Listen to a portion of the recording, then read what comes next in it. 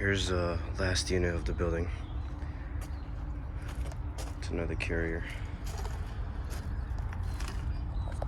With that LG scroll, looks a lot older than these other units. Judging by the compressor rust and the coil guard being rusted.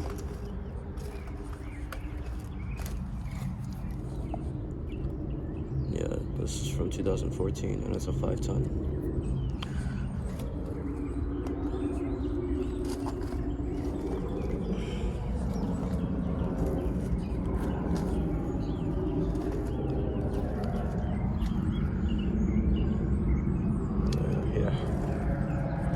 Just a regular carrier comfort.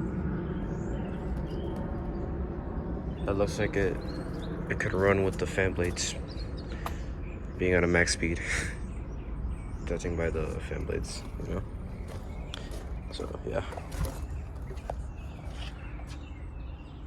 Just a regular carrier comfort. Over now.